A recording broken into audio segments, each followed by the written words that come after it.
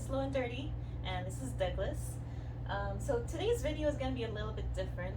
I just kind of wanted to talk about um, maybe some tips about what I've learned about backpacking in the snow.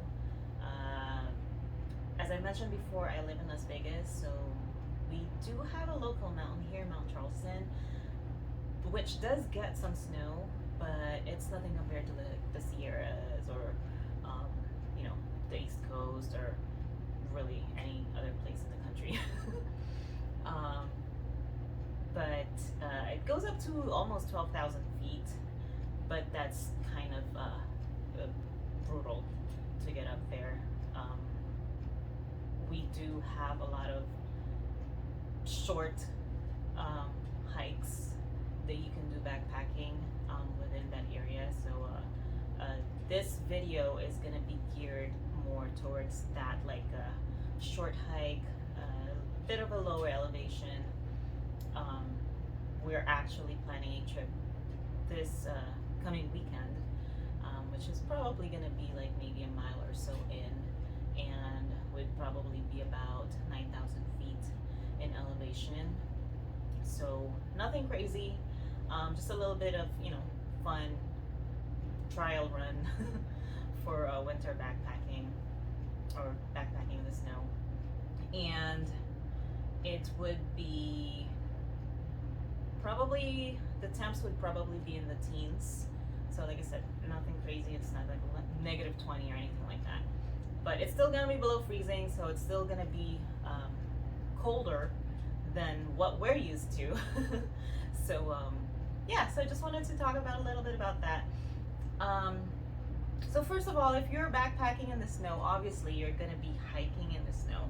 So just wear whatever you would normally wear if you're hiking in the snow, starting from like beanie, sunglasses or some type of eye protection, neck gaiter to if you get cold easily, and then your layers. So I always bring a puffy and the rain jacket, especially if you're, you know, in the mountains. You never really know if it's gonna rain or snow, so it's always a good idea to have a rain jacket even on a clear sunny day. And of course, like I said, your layers. If it's gonna be really cold, I would recommend snow pants. If it's gonna rain, you know, same thing. Or you can bring rain pants. And then I would recommend wool socks. Those are usually better with weather. And then your hiking boots. I know a lot of my friends hike in trail runners. So if you're gonna be in the snow, I recommend against that. Or I wouldn't wear trail runners. I would recommend waterproof hiking boots. Now you can wear like your mountaineering boots if you want to, but yeah, actually I wore winter hiking boots the last time I went, but you can probably go with just a regular hiking boots as long as they're waterproof, because you don't want your feet to get cold, because that's when your whole body will get cold. And then depending on how much snow you have and your geography, you might need snowshoes, micro spikes, crampons. You know, it just depends on where you're going and how much snow you have there. Okay. Now, if you're backpacking, obviously you want to keep your weight to a minimum. You want to go as light as possible, but obviously if you're going to be going in the snow, you'd probably bring more stuff than you're used to. So just kind of try to find that balance between comfort and weight. You know, that's always the trick with backpacking. You don't want to carry anything too heavy that you're going to be uncomfortable hiking in. But yeah, so basically once you find a spot to camp,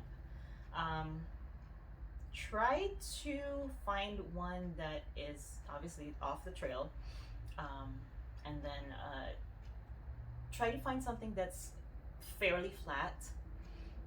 You don't want it to be too slopey, because obviously if it's a slope, then you're going to slide down.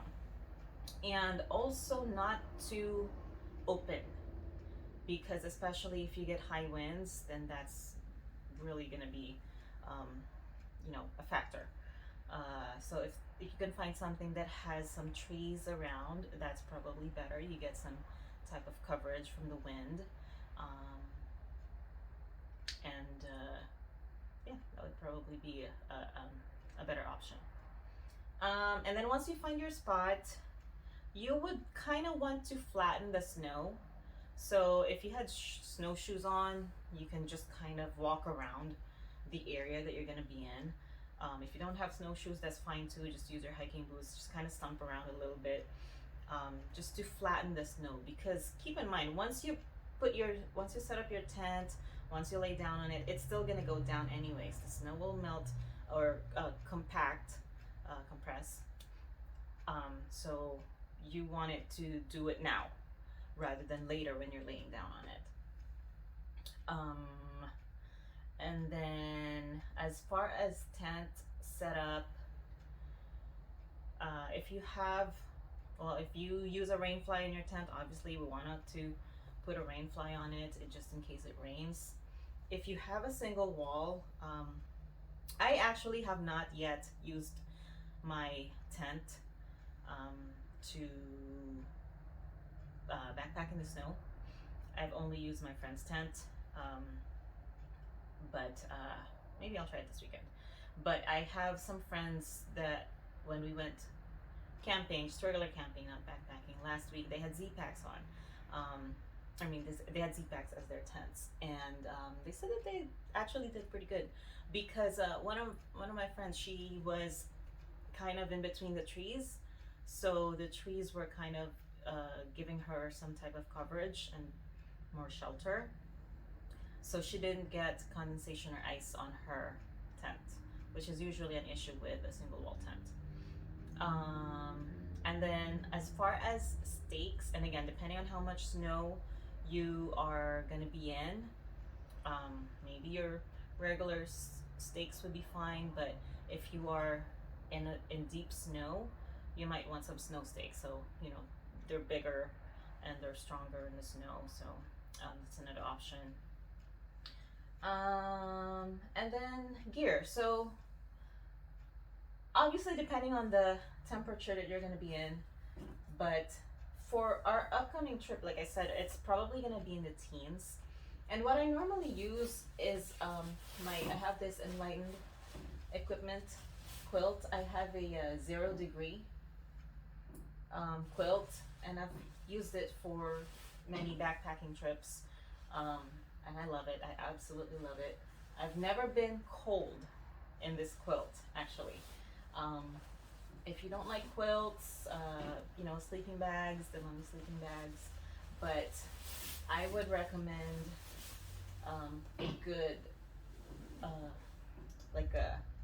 as far as the temperature goes, a good rating on the temperatures, because keep in mind, if it says 10 degrees for your sleeping bag, 25-degree comfort, if you get in a 10-degree weather, you're gonna be cold.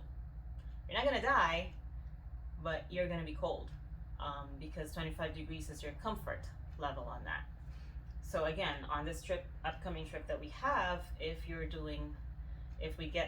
the temperature gets down to the teens, and if you have a 25-degree bag, you're probably gonna be cold.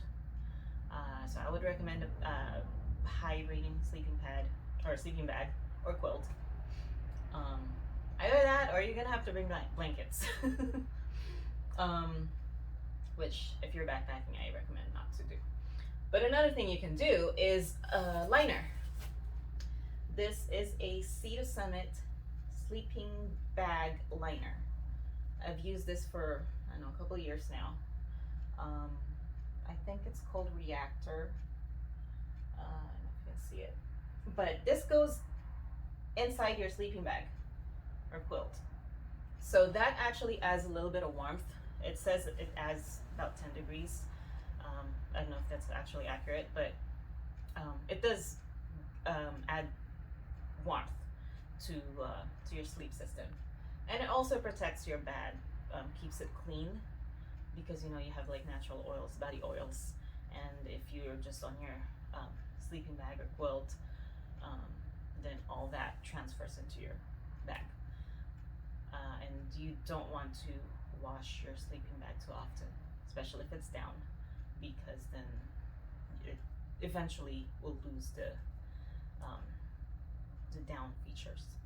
Um, but yeah, so sleeping bag liner is a good thing to add as well. I use this. I have a Thermarest Neo Air X Lite, the women's version. So it's a little bit smaller than the regular version. So it's inflatable, and it has I want to say like a 5.6 R value. I can't remember exactly, but it's something about it's 5 something. So for backpacking in the snow, I would recommend at least a 5 R value for your sleeping pad. That way you have enough insulation and you don't get cold. But what I have noticed from my last trip is that, because you know the sleeping pad, it's like this, right? So it's wider at the top and then it gets narrower at the bottom by your feet.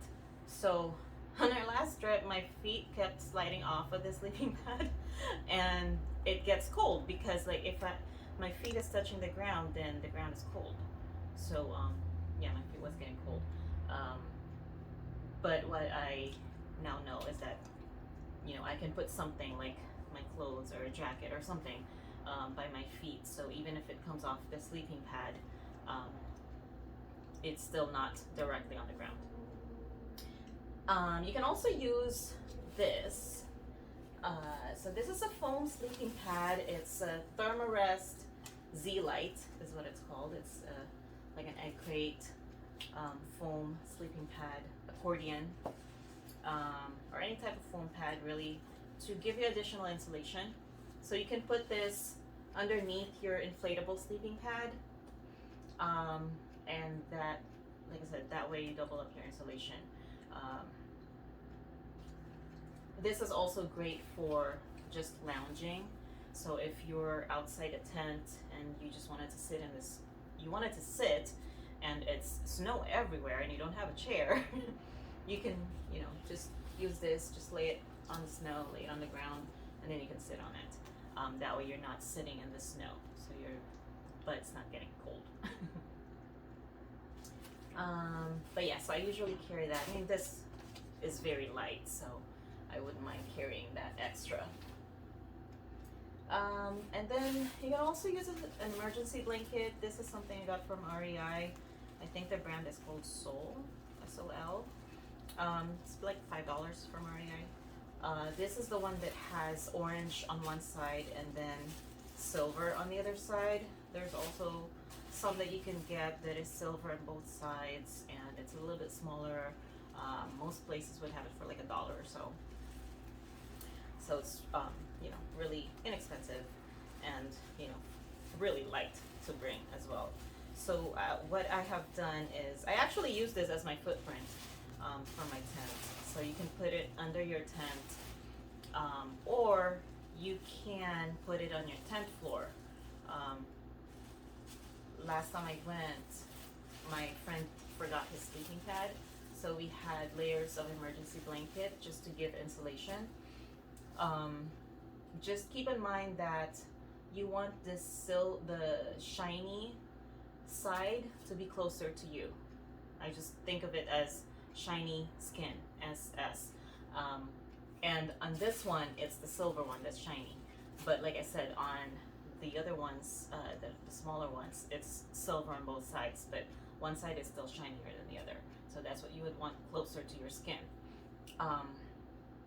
That way it traps your body heat, so that will give you insulation. So that helps a little bit too. Some people have put it on top of their tent, but you know, if it's windy, then that might fly away.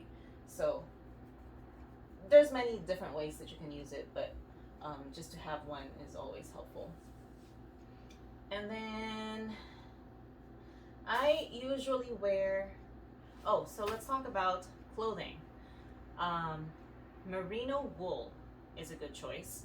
Um, gives you insulation, and I always have thermal layers on, and then you can use your merino wool for your socks. But I bring a thick socks, the thick socks that are actually not for backpacking, but I really like them, so I wear them. Or you can get these. These are down booties. I got these from Amazon. I want to say like $20. But most manufacturers that make sleeping bags, down sleeping bags, would also make the booties. And this same thing with the sleeping bag. It's down material, so it traps your heat and keeps you warm. So that helps too. You can also get these. These are the mega warmers. You can get some that are like hand warmers, some are foot warmers. You can basically just throw this inside your sleeping bag, and that'll give you additional warmth. This is the one that you would have to like kind of rub it in to start the heat going, and then just throw it in your sleeping bag. Or you can also get, if you're okay with carrying the extra weight, you can get the rechargeable hand warmers. Those work out pretty good too. Or you can use your Nalgene bottle. This is actually what we did last time. We boiled the snow. So that's the good thing about the backpacking in the snow, is that you basically have a water source. You just have to boil it. So we boil the snow, put it on your Nalgene bottle when you're ready to go to bed, and then just put it inside your sleeping bag. The heat from that will, it will get trapped in your sleeping bag, so that gives you additional warmth. Or what I did was I actually put my feet on that bottle. So my feet were directly getting that warmth from the Nalgene bottle. And I really like that, and that really worked out for me. So yeah, I think that's it.